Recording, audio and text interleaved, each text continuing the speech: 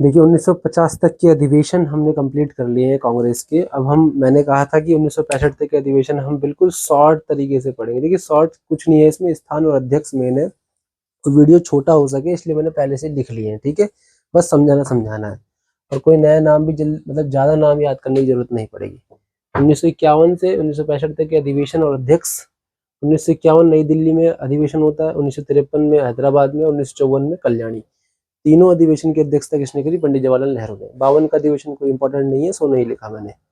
1955 अवाड़ी उच्छंग राय नवल राय डेवर की अध्यक्षता में अधिवेशन हुआ। कांग्रेस ने देश में लोकतांत्रिक आधार पर समाजवादी राज्य की स्थापना की जो नीति थी उसे स्वीकार कर लिया, ठीक है।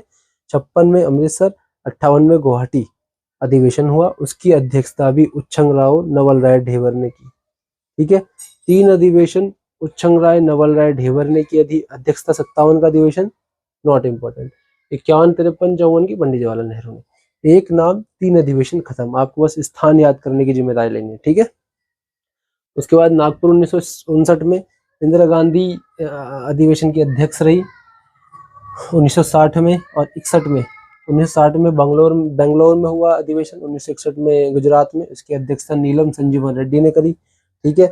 1962 भुवनेश्वर और 1963 पटना में अधिवेशन हुआ, दामोदरन संजीविया ने इसकी अध्यक्षता करी। भुवनेश्वर 1964, 1965 दुर्गापुर, के कामराज ने इसकी अध्यक्षता करी अधिवेशन की। और देखिए एक बात और जानेंगे, 3 व्यक्ति ऐसे थे जो मुख्यमंत्री भी रह चुके थे, उन्होंने कांग्रेस की अध्यक्षता करी बाद में, ठीक है ना। तो ये जरा इंपॉर्टेंट है। नीलम संजीवन रेड्डी रह चुके थे, दामोदरन संजीविया रह गए थे, और के कामराज चीफ मिनिस्टर के रूप में रह चुके थे। उसके बाद उन्होंने कांग्रेस अधिवेशन की अध्यक्षता की थी। तो अब कांग्रेस अधिवेशन पूरी तरीके से कंप्लीट हो गया है, बहुत ध्यान से पढ़ेंगे।